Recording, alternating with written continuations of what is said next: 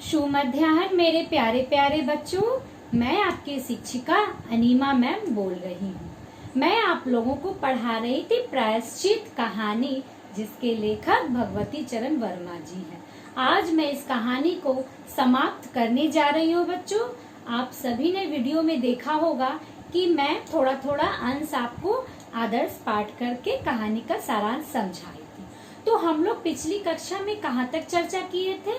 पिछली कक्षा में हम लोग चर्चा कर रहे थे कि पंडित परम सुख के द्वारा बताए गए नियम के अनुसार ही आपका वह कार्य प्रायश्चित करने का कार्य चल रहा था। इसी बात पर जो है सभी पड़ोसिनी रामू की पत्नी से जो बिल्ली की हत्या हो गई थी, रामू की माँ को समझाती है और कहती है कि देख, तेरी बहू से जो है बिल्ली की हत्या हो गई है और इस बिल्ली की हत्या हो जाने के कारण प्रायश्चित तो करना ही पड़ेगा। तो प्रायश्चित करने के लिए पंडित जी जैसा जैसा कहते हैं वैसा वैसा कर। तेरे पास तो रुपए पैसे की कोई कमी नहीं है, आखिर बहू के हाथ से बिल्ली की हत्या हुई है तो वह हत्या तो उतरना चाहिए। इसीलिए तुम जो है पंडित जी के बातों को मान लो और सभी कार्यक्रम को पुनः आगे बढ़ाओ। आज मैं आप लोगों को कहानी समाप्त करने जा रही हूँ और समझा देती हूँ। एक ठंडी सांस लेते हुए रामू की माँ ने कहा, अब तो जो नाच नचाओगे नाचना ही पड़ेगा। तंग आकर के कहती है सास की, अब जो है तुम जैसा कहोगे वैसा तो करना ही पड़ेगा। पंडित परम सुख कुछ बिगड़ कर बोले, रामू की माँ, यह तो खुशी की बात है, अब तुम्हें यह अखरता है तो ना करो, मैं चला। इतना कहकर पंडित जी ने पोथी पत्रा बटोरा। अरे पंडित जी, रामू की माँ को कुछ नहीं अखरता, बेचारी को कितना दुख है, बिगड़ो मत। कौन कहती है पंक्ति? पड़ोसी ने कहती है। मिसरानी, छुन्नू की दादी और किस्नू की माँ ने एक स्वर में कहा। रामू की माँ ने पंडित जी के पैर पकड़े और पंडित जी ने अब जमकर आसन जमाया। और क्या हो, 21 दिन के पाठ के 21 रुपए और 21 दिन तक दोनों बखत 5-5 ब्राह्मणों को भोजन करवाना पड़ेगा।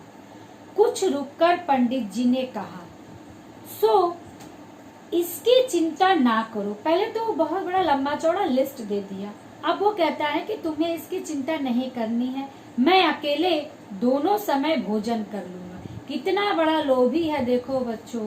पहले तो कहा कि रोज आपको 5 ब्राह्मण का भोजन कराना पड़ेगा, अब कहता है कि चलो 5 ब्राह्मण को आप नहीं कराओ, मैं ही 5 के बराबर दोनों बेला खा लिया करूंगा, भोजन कर लूंगा, और मेरे अकेले भोजन करने से 5 ब्राह्मणों के भोजन का फल मिल जाएगा।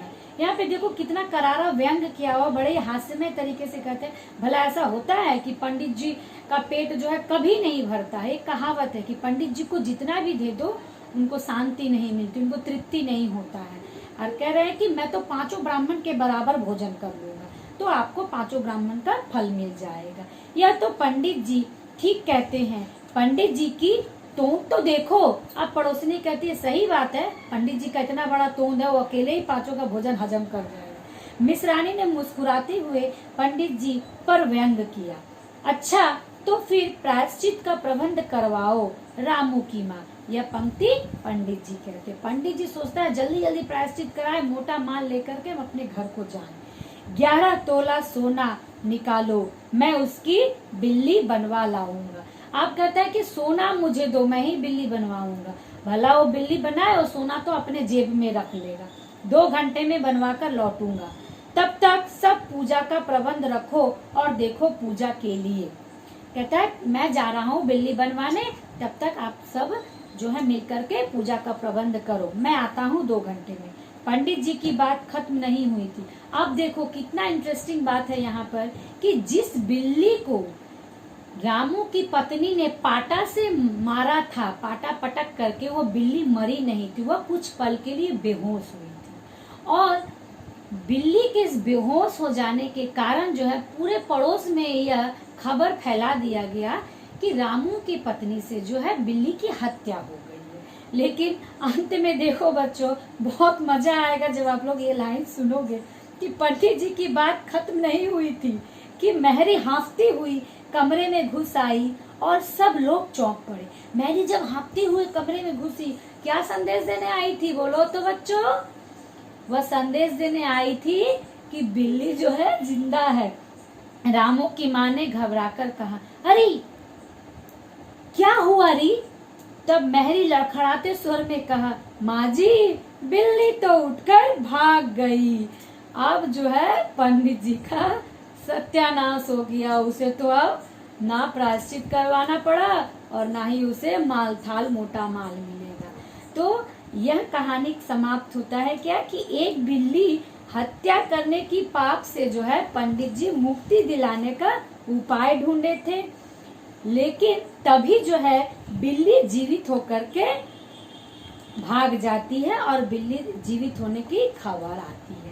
कहानी बच्चों यही समाप्त होता है। मैं कुछ मुख्य बातें बताती हूँ कि प्रायश्चित जो है एक व्यंग मूलक कहानी है जिसमें सामाजिक पात्रों की स्वार्थबद्धता पर लेखक ने विनोदपूर्ण ढंग से जो है व्यंग किया है तथा इस पूरे वातावरण को प्राणवान एवं प्रभावशाली बनाने के लिए विशेष रूप से सजगता का परिचय दिया है।